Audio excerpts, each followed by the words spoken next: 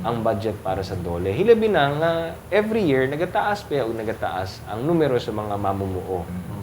And so dapat dili kaltasan ang DOLE. Umawa nang amo i-fight para sa 2016 budget and isip chairman sa Committee on Labor and Employment, mao ni ang atong focus pod for the 2016 budget hearing. Okay.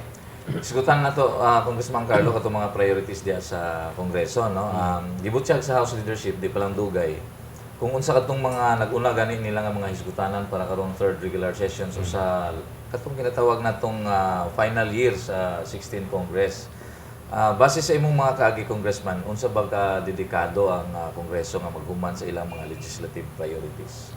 Well, syempre, langan na sa oras. Ana na lang, no? Ibutang na lang natin yung apiki na kayo sa oras. Syempre, limitado na ta.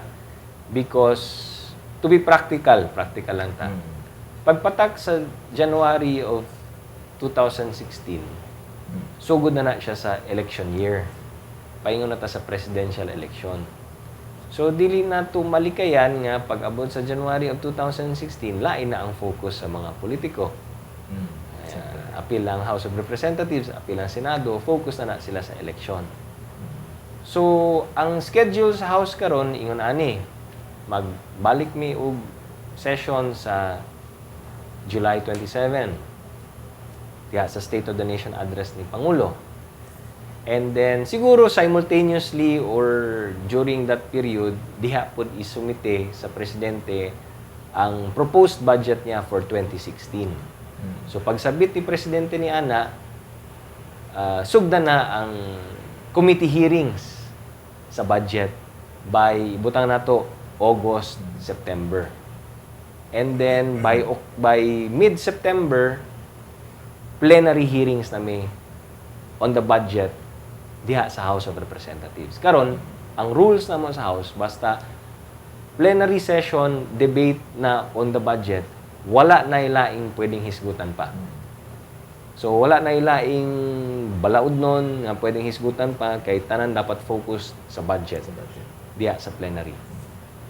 Then, siguro mahuman ang budget hearing by October before may mag-break, then ipasa na mo sa Senado. Then, Senado na bahala. Then, siguro by November or December, balik na po ang House para i-approve ang budget. So, ang window of opportunity na to para sa mga kinang ginaingon nga priorities bills na alang sa August and up to mid-September. Diya lang. And Barely 2 months. maybe probably November up to mid-December. So, mao lang na ang window of opportunity na to para sa mga priority legislation sa House of Representatives. Okay, sama sa ginadahuman nato Congressman Carlo, no, usa sa mga naguna sa listahan, no, is priorities diya sa House. Ilang gibutang dito nga kung pwede ipasa katong ginatawag natong Bangsamoro Basic Law ang BBL. Ang imong reaction mo, Congressman? Well, mo na ang nasulti lagi nako, apiki na sa oras, no. So, ang analysis nako ani kung gusto gyud nilang porsigihin ang BBL, they have to do it by August. Di ba? Then, but ang sa akong naibawan, napay 30 ka mga no, 30 ka mababalaod na wala pa makapangutana, wala pa nakapangutana, wala pa nakadebate, wala pa naka-interpellate. Gawa sana napay 5 ka mga mambabalaod nga wala pa mahuman sa ilang interpellation. Tas. Diba? So, kuan pa na. So, kung BBL lang atong isgutan, napay daghan ang gustong mangutana. So, taas pa ang debate. Pero, ang akong kuansad, ang duda na ko ani, is pagpatak sa last week of August, finished or not finished ang debate. Sagasa na yan. Pass your paper? Oo. Finished or not finished, sagasa na yan. In other words, finished or not finished, nakapangutana man ka or dili, they will move to close the debate and vote the BBL on second and third reading. Mao na ang mahitabo. Diha. Kung tanaw. So, atangi. Atangi. alang sa economic kanhong paglambo sa nasod, gilatag sab sa House leadership isip prioridad ang plano nga i-liberalize ang pagsulog sa mga langyang bangko din sa Pilipinas para mag controversial man kayo ning iskutan. Ano sa ano mo Congressman? Actually, Republic Act na ni Zalds. Ah, Humana ni sa Kongreso, ipirmahan na ni Presidente. So this is now Republic Act 10641. So pinaagi aning maong balaod, ibalaod na ni, ginatagaan na nato karon og permiso ang mga langyawng bangko, ang mga foreign banks nga mo set up na sila og ilahang sariling mga branches ug silang sariling mga bangko diri sa atong nasod. That's why ang duda nako ani Zalds is mao ni ang test bed nila para dito sa economic chacha. Naabrihan pod ang economic provision sa Constitution para sa mga langyaw mga negosyante na kuha na sila, makapalit na sila giyuta diri, makasulod na sila sa atong mga negosyo. So kining foreign banks, entry of foreign banks, murag test bed kana siya. So unsa bay advantages niya na? Well, unas tanan, syempre, mas daghan kumpanya ang mag-set up diri, mas daghan trabaho. So daghan ang hiring, daghan ang tagaan og trabaho. Gawas ni ana kay mga bangko kana, mas daghan ang magpahulam og kwarta. No? So mas daghan mga negosyante ang dunay access karon sa mga bag-ong bangko, mahulaman sila kwarta, so maka-generate og more economic activity. So para kanato okay lang man na siya, but of course, ang mahitabo pod is mudaghan pod ang kompetensya sa atong mga local banks. No? Natay mga local banks nato na sila kompetensya ng mga foreign, basig ang uban dili maka-cope up. Well, naman na Republic Act naman na. Ang ako lang ani is ang ato lang ginabantayan o ginaobserbahan diri is hinapunta kini mga foreign banks magpahulam pod sa mga gagmay negosyante. Dili lang sa mga dato, dili lang sa mga dagko nga mga negosyante, kundi hinaot paunta maka-access pod ang mga gamay. No? So example niya na ang microfinancing para sa mga gagmay negosyante sa mga barangay. Dapat doon na po yung inanang programa ang atong mga foreign banks. So mao lang na atong ginabantayan diha. Anyway, bag-o lang man na abrihan and bag-o lang nahimong balaod kana. So we're still observing unsay dagan. Lain pang prioridad nga naa sa listahan sa House leadership, Congressman Carlo Glales. Kining plano nga pag-aminda sa Limon Law o sa Republic Act 10642. Doon ka may kasayuran, may karabutan ni Congressman? Yes, diha sa Republic Act 10642 or katong Lemon Law, para na sa mga nakapalit og mga bag-ong auto. No, so kung nakapalit kag bag-ong auto and then within 1 year nadaot, naguba, no, for no reason, basta naala siya diferensya na dili tungod kay na aksidente or unsa, basta naa siya diferensya. Factory defect, no? O na factory defect na ginaingon, pwede nimo na siya iuli sa manufacturer or diha sa distributor. So dapat ayuhon na nila. Okay, pag na-repair na, nya giuli na si moha, and then parehas lang gihapon ang depekto. Balik lang gihapon nimo na. So ikaduha na. Unya inigawa sana, unya naa lang gihapon depekto, iuli lang gihapon nimo, ikatulo na.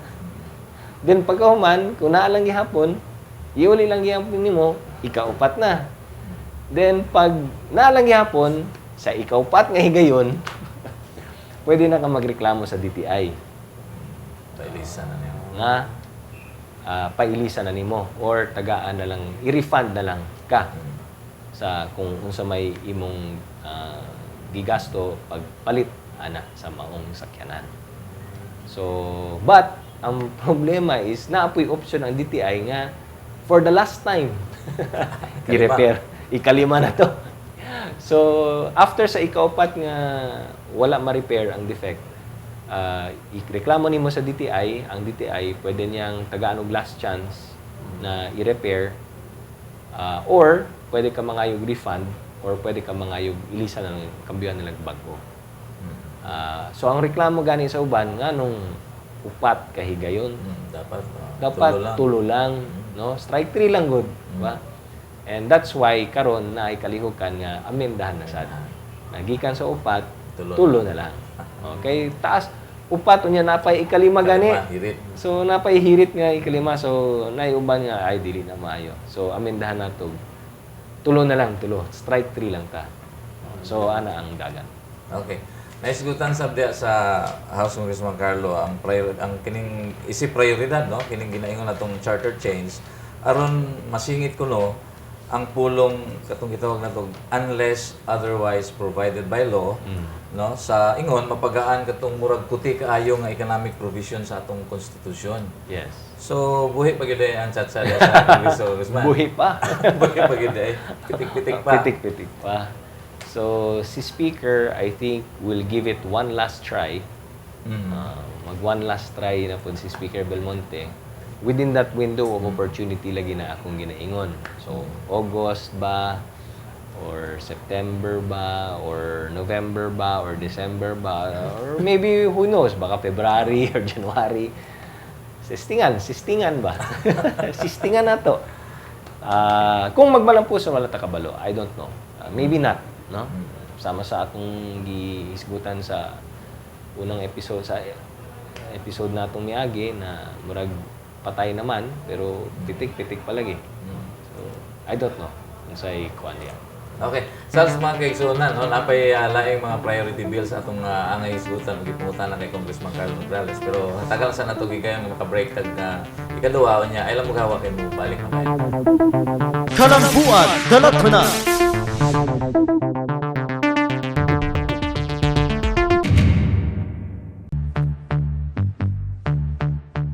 Congratulations! Congratulations! Congratulations! Outstanding! Outstanding! Filipino Achiever! In public service! Congressman Carlo Nograles. Congratulations! We are proud of you! We love you!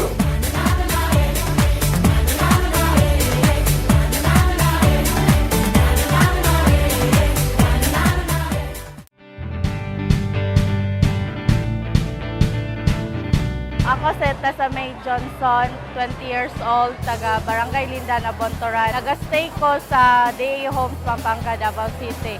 8:15 ko naabot diri sa 76-A para mga-apply og work. Abot na ko diri kanina, naglinya dayon ko, pero gamay pagtao. So, dagan ko mga kauban nga job seekers, nagapangitag trabaho, parehas na ako. Then, akong reason na nangita ko trabaho is para matabangan ako akong pamilya. Ako nagapasalamat kay Congressman Carlo Nograles o sa iyang gidala nga job fair diri sa SIR Matina. O karon na anak ko'y trabaho isip isa ka sales agent sa Sky Cable. Ako si Tessa May Johnson o karon na anak ko'y Kay.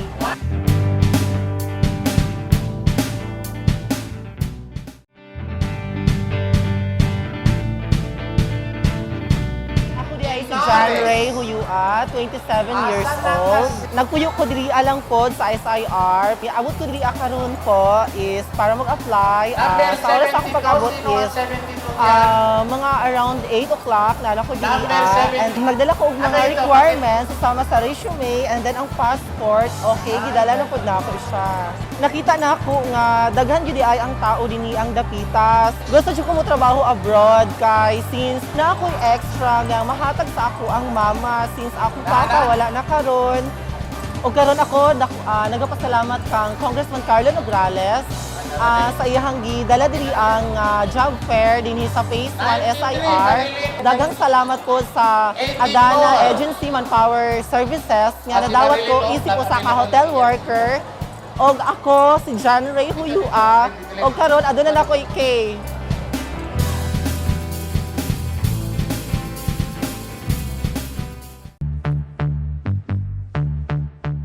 Congratulations! Congratulations! Congratulations! Outstanding! Outstanding! Filipino Achiever! In public service! Congressman Carlo Nograles. Congratulations! We are proud of you! We love you!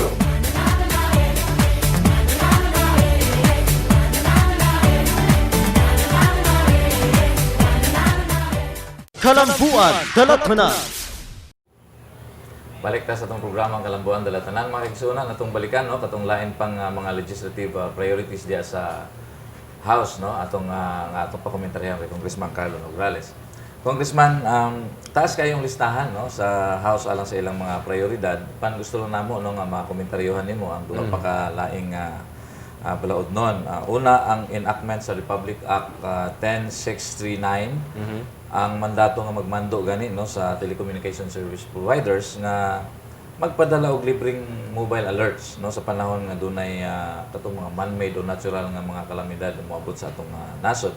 Ang ikaduha, ang giingong Joint Resolution number 5 no, ang mandato sab ni nga mag-increase sa subsistence allowance sa atong Armed Forces of the Philippines. Yes, ang una diha katong Republic Act nga magmandato sa atong mga telecommunications companies nga maghatag og mga alerts no.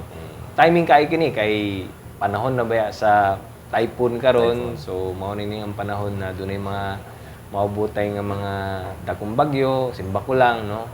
So kung naay mga kalamidad susama anang naay typhoon, ang tanang mga mobile networks, Globe, Smart, Sun, Token Text, kana sila tanan mandated na nga maghatag og mga message alerts or alert messages sa tanan nilang subscribers na gikan sa ahensya sa gobyerno susama sa National Disaster Risk Reduction and Management Council, NDRRMC. Gikan sa Pag-asa para sa mga typhoon updates ug gikan sa PHIVOLCS para sa mga earthquake updates. So kining tanan dapat ihatag ni sa mga mobile service o telecommunications companies nga libre. Pinaagi sa text message or MMS or di ka email messages sa tanan nilang subscribers. So dili sila makadili ani. No? Kung naay kalamidad, naay typhoon, naay bagyo, kung asa nga area, ang tanan ng mga subscribers diha makadawat og message alerts gikan sa ahensya sa gobyerno. Kung dili sila mosunod ani, multahan sila sa gobyerno. Okay.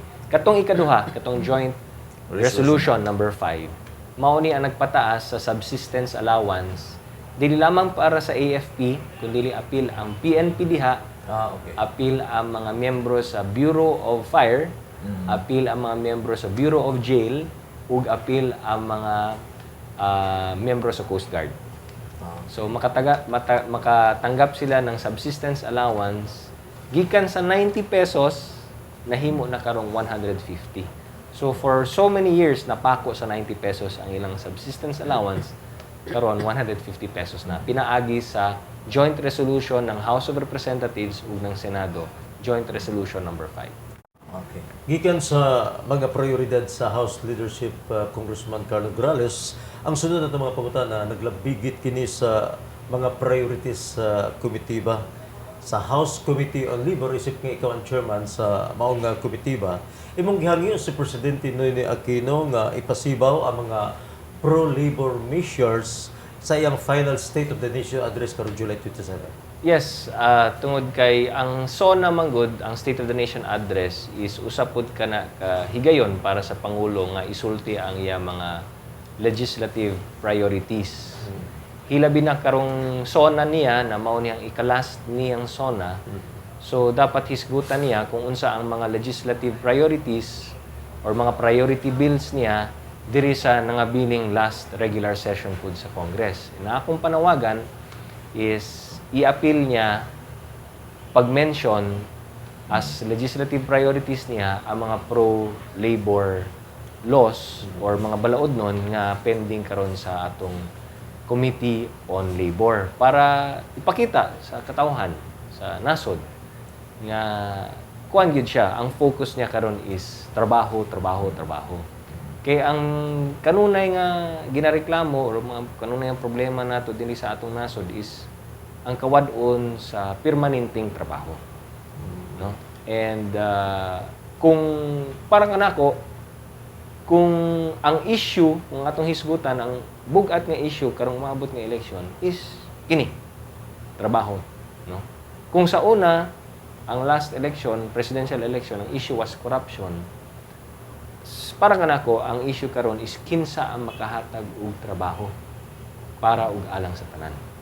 So, akong panawagan, isasona ni Presidente, ipakita niya sa Tibok Nasod nga sa kining last year niya, ang focus niya is reforms on labor. Ug ang pagpangita ug pagtabang sa katawhan na makapangita sila og maayong trabaho. Matod nimo nga gidepanday na ang SONA sa presidente og mutunhay na ang pagplastar nini hangtod July 27 na nakbitan sab nimo hisgot nga ang sektor sa pamuo gidapasigarbo sa iyang administrasyon og syempre tungod nini mayngon ba nimo nga doon na pay posibilidad nga ma-appeal sa presidente og ma-highlight sa iyang final SONA ang pro-labor legislation, Congressman Carlo? Yes, actually, mao na ang hinapunta, mao ni ang masulod niya sa iyang speech, no? Because napansin ako sa mga speech ni Presidente, ang kanunay niyang ginapasigarbo is ang GDP growth. Usually, ang ginapasigarbo niya ang economic growth sa nasod, no? Na taas ang economic growth na among the neighboring countries nato sa ASEAN, bisan sa Asia, kita ang dunay pinakataas na GDP growth. So, ang economic growth nato nagpadayon, nagpabili na, pasaka siya. Hinuon tinuod ka na, walay maka-question ni ana. Pero ang issue manggod karon is, kining economic growth ba nato is inclusive growth.